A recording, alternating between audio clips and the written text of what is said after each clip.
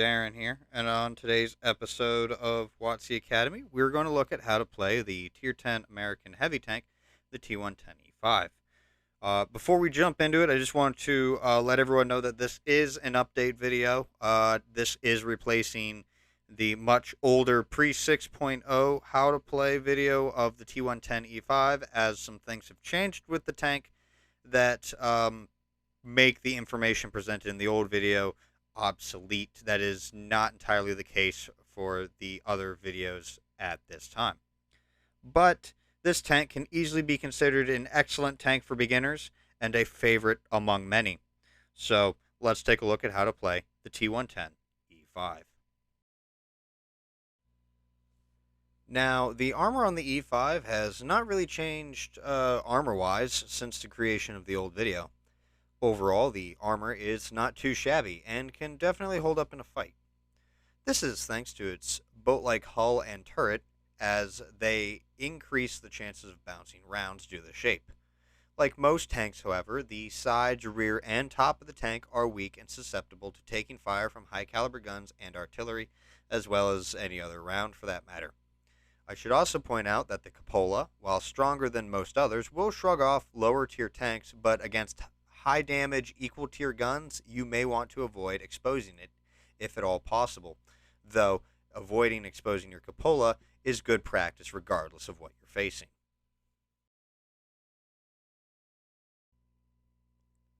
Now, in terms of mobility, the E5 really is not that bad. With a forward speed of 37 kilometers per hour and a reverse speed of 12 kilometers per hour, you will have no trouble keeping up with other heavy tanks of similar speeds, but you may have a problem if you need to reverse out of danger due to the slow reverse speed. As for the 20% chance of fire, I would definitely consider bringing a fire extinguisher, as that does lower the fire chance percentage as well.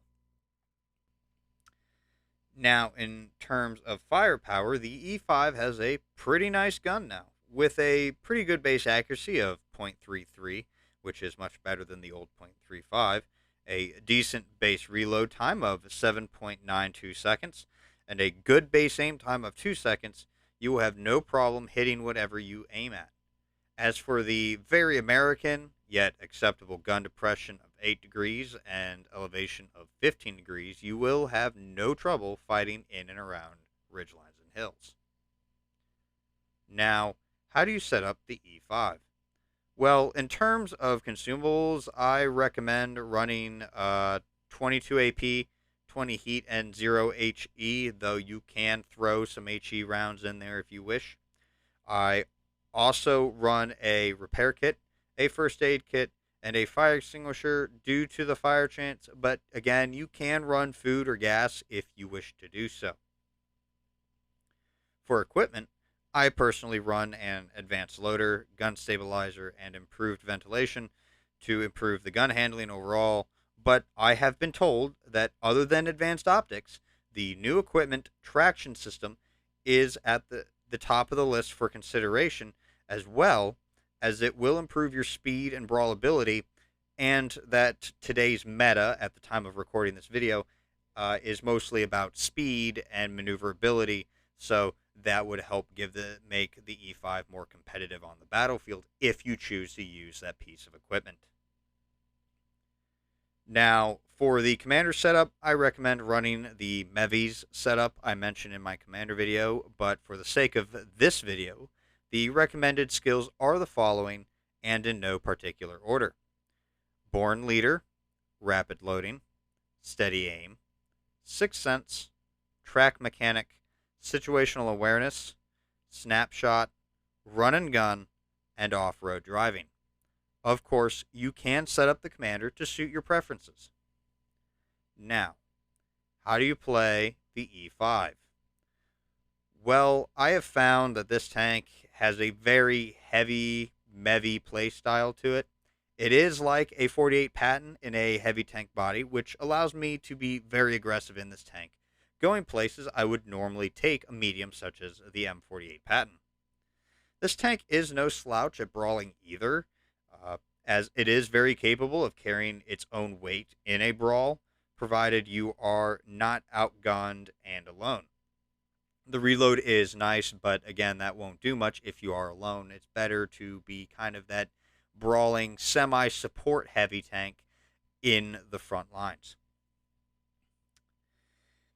Even then, I would not be surprised if this vehicle's performance may surprise you in a situation where you may be alone and outgunned. I would also like to mention that since this tank is similar in some cases to a 48 Patton, I support the idea that this tank is a very good vehicle for those just getting into the game or those transitioning into heavy tanks for the first time. Now, that does it for this overview. Let's take a look at some gameplay. So, here we are on Pilsen. It is an encounter battle. This is honestly not one of my preferred maps when it comes to a vehicle such as this, but hey, I'm not going to argue. I'll take what I can get and do the best I can, as is should every player, but different topic. Anyway, here we are on the east side of the map. The entire team is on the east side of the map, just split into two different corners. And my initial plan with this was I was going to just push up into the factory on the out in the middle of the open area on the north side of the Skoda factory.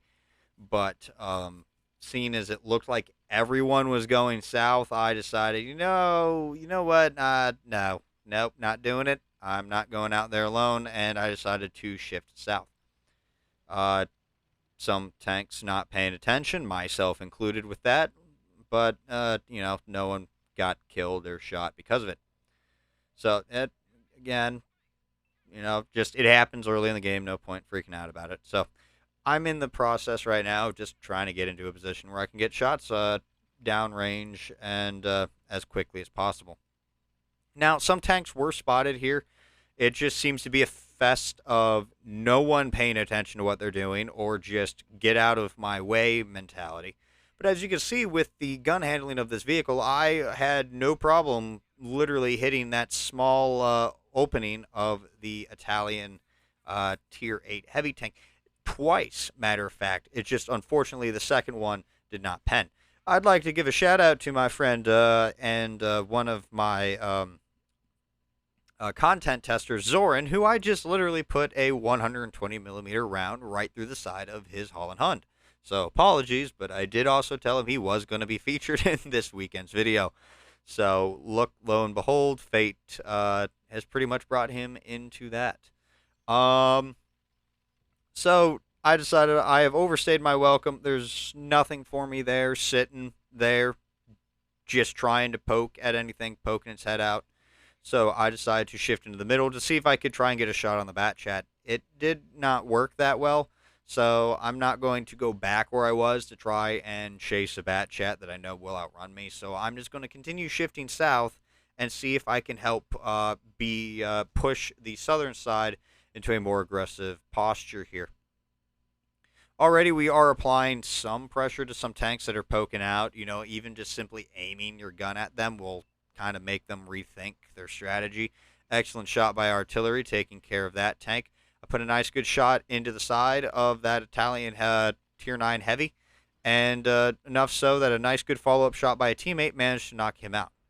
Now I see an opening here. Again, I'm trying to initiate some sort of push by my team here to get past the stalemate we have. So I'm going to push up to these Panzer 38T. I was going to call it the Hetzer, even though it's wrong. These Hulks, the Hetzer Hulks, and I'm just going to try and establish a position of dominance over anything that pokes up, like that bat chat, whatever. The Tier 8 French light tank. So I'm in a position that, at least for right now, is pretty strong. And I'm just going to kind of sit here, and I know that there are some tanks hiding just over that ridge unspotted, and I want to pop them in the face as soon as they poke out. This whole time, though, I am keeping an eye on the mini-map and to my left just to make sure that nothing sneaks up beside me, because I can't really trust my teammates, unfortunately, in a situation. Sometimes this game very much is a 1 versus 29. Nothing you can really do about that. Um, so I am keeping an eye on my surroundings here. And like I said, there was a tank that was going to that was hiding there. I was keeping an eye on him, but that medium tank there was like, I need to probably poke around here and just remind him, hey buddy, I'm here. And unfortunately, I took a shot in the side by that Kampfpanzer 50T, um, because I decided to shift my focus elsewhere. So uh, again, I'm just kind of there, just trying to put pressure on the one side, cover my left side, and I'm going to move. It wasn't a Kampfpanzer 50T, it was the CS-53 that decided to put a shot into me. I put a returning shot into him, and then now the CS-53 is like, again, hey, buddy, what's going on?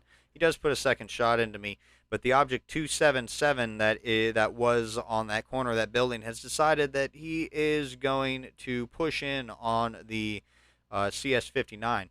Unfortunately, I was unable to help him, and there was no way I was going to risk crossing the open when there's that medium tank over there just to support him. If he gets taken out, he gets taken out. There's the Kampfpanzer 50T. There was one over there. Again, there's so many tanks over there, I'm kind of losing track. I over-angled just a little bit, but, I mean, right now I'm just trying to put shots on target. Get a nice good shot into that bat chat there. And I am trying to keep an eye on as many of these tanks as possible. Thankfully, though, artillery is being on point and knocks out a tank. I'm going to take that as my opportunity to push up on the Czech, the Czech medium tank, the 5051. And again, the armor is no slouch with this. I can be very aggressive with it, and the boat-like hull up close in your face can give you that impression of invulnerability, and that sometimes is a mistake that a lot of rookie players, they bounce a couple shots off the front and they think they're invincible, and lo and behold, then next thing you know, they just get blapped out of existence. It is a very good, reliable hull in someone's face, but from a distance, it's not always the best. So we cleared out this section. It's just me and the 277 at that point. And this poor STRVK was not expecting me just right there. He does put a shot into me. I wasn't exactly expecting him to pop out either, but I do manage to take care of him. I do get a nice good side shot on the Type 5. Type 5 gets taken out before I can even put a follow-up shot in. And at that point, it's just me and the 277 are turning around and going to go hunt down Artie. Now, as you can see here, the mobility is it's fairly good. I'm getting around. I'm not slow. I am keeping up with the 277, which is nice. It's one thing if you can keep up with others around you. It's another thing if you are falling behind. I don't mind the 37 kilometers an hour, provided that I can keep up. And I'm not running the traction system here. I just know that there are people that use it, and it's really good. But I take care of the T92. That ends the game. Very, very good game, as you can see here in the T110E5. Second place, though. But again, it's a very good tank. It still holds up to the changing meta. I don't think that's going to change anytime soon. But as you can see, it's a pretty good game, and that's pretty much it for the T110E5. Not much else to say.